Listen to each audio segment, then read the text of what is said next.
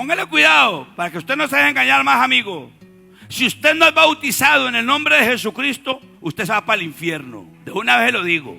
Al que bauticen en el nombre del Padre y el Hijo y del Espíritu Santo, es un cheque sin firma. No se lo van a pagar en el cielo, no lo van a reconocer. Mateo 28:19, bautizándolos en el nombre del Padre. Y hay una coma después de Padre. La coma se para. Yo soy padre de 6 hijos, pero yo no me llamo padre, yo me llamo Harvey. Y el texto dice, bautícelos en el nombre del Padre, vea. Los discípulos tenían que saber cuál era el nombre del Padre. Y ellos sabían que era Jesucristo, porque Él les había dicho, yo y el Padre uno somos. Y Él le había dicho a Felipe, ¿cómo dices tú, muéstranos al Padre? Tanto tiempo hace que estoy con vosotros y no me has conocido, Felipe. Entonces ellos entendieran que el Padre era Jesús. Nombre del Padre, ellos sabían que era Jesucristo.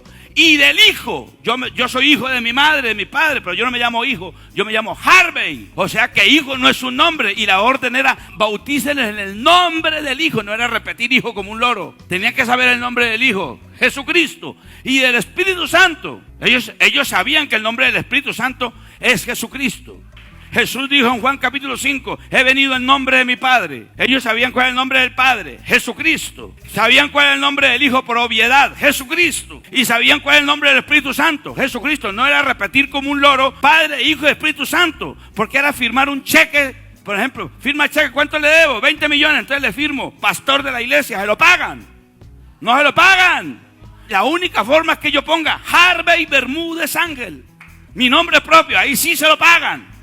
Al que bauticen en el nombre del Padre y del Hijo y del Espíritu Santo, es un cheque sin firma. No se lo van a pagar en el cielo, no lo van a reconocer. Entonces Pedro, como sabía cuál era el nombre del Padre y del Hijo y del Espíritu Santo, dice el texto, y entonces dijeron a Pedro y a los otros apóstoles, ojo con eso, Pedro no estaba solo, ahí estaban todos, vea. Al oír esto se compungieron de corazón y dijeron a Pedro y a los otros apóstoles. Porque hay gente que dice, ¿quién es mayor, Pedro o Jesús? Como que dice Pedro se equivocó.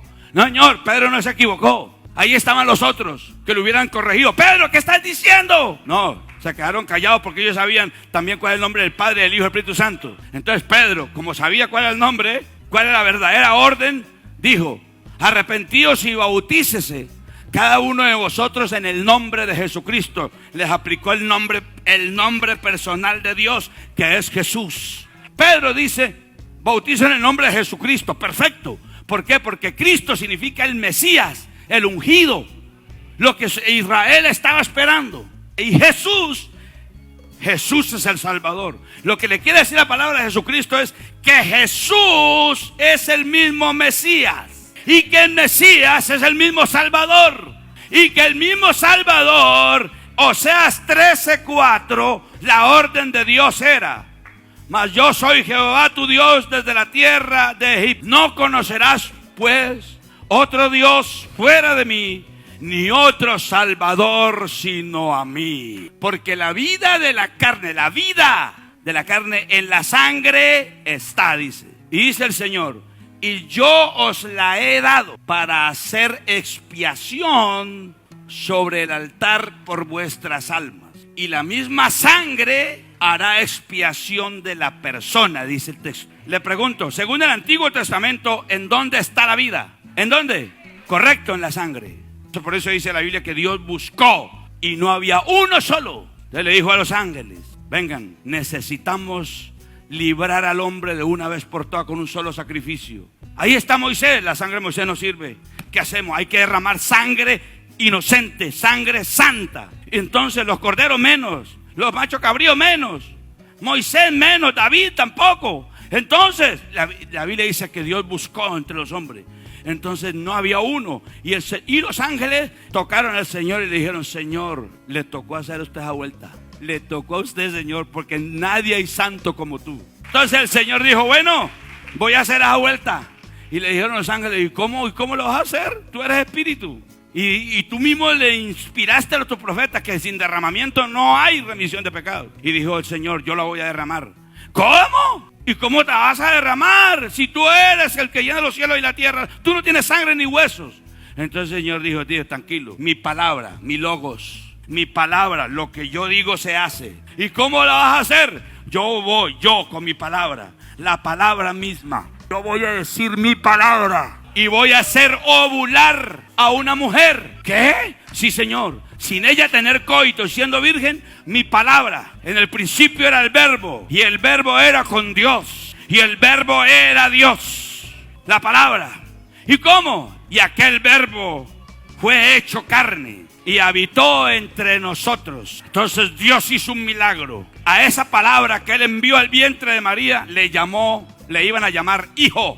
Pero no era que padre tuviera un hijo, sino que Él mismo vino y se alojó en el vientre de María con su palabra y su poder. Por eso dice que del Espíritu Santo es. Y por eso dice 1 Timoteo 3:16, e indiscutiblemente grande es el misterio de la piedad. Dios fue manifestado en carne. Póngale cuidado a lo que le estoy enseñando. La sangre haría expiación. No había nadie, solo Dios. Por eso Jesucristo es el Cordero perfecto. Porque la Escritura decía que no te podía tener defecto alguno.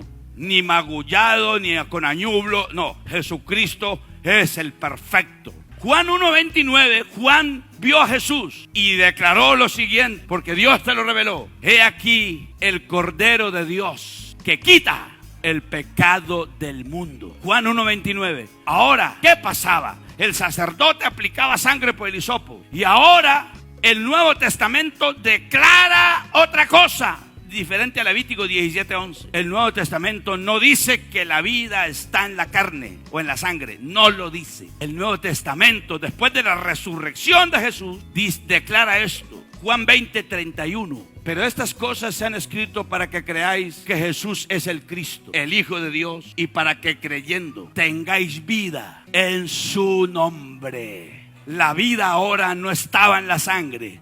La vida ahora estaba en el nombre de Jesús. Entonces había que aplicarle sangre al alma. ¿Cómo le íbamos a aplicar sangre al alma después de que Jesús muriera y se sacara la sangre? Y pasaran 2 siglos. ¿Y nosotros dónde quedábamos? ¿Dónde nos íbamos a juntar esa sangre?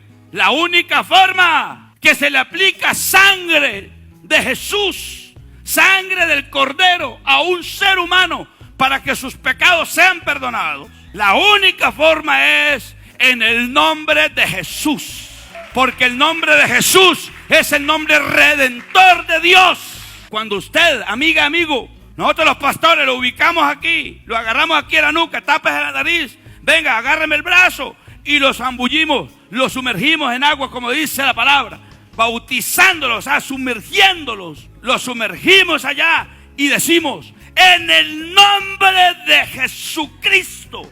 La sangre de Jesucristo llega a su alma y lo limpia de todo pecado.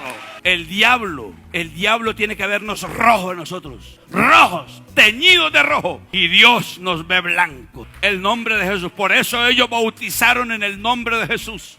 Por eso bautizaron, porque tienen que aplicar sangre de Jesús en el alma de un ser humano. Este Jesús es la piedra reprobada por vosotros los edificadores, la cual ha venido a ser cabeza del ángulo. El que tenga el Papa, el que tenga la Virgen María, el que tenga el Lutero o el que tenga un pastor como nosotros como su soporte, se le cae el edificio. Pero el que tenga a Jesucristo el Señor como su piedra, su casa no se cae nunca.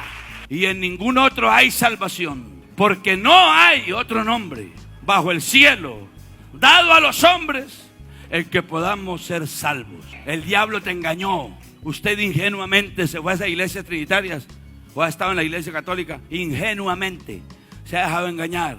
Usted se va para el infierno. Pero ahora el Señor te trajo para hacerte entender que el bautismo para perdón de tus pecados es en el nombre de Jesucristo.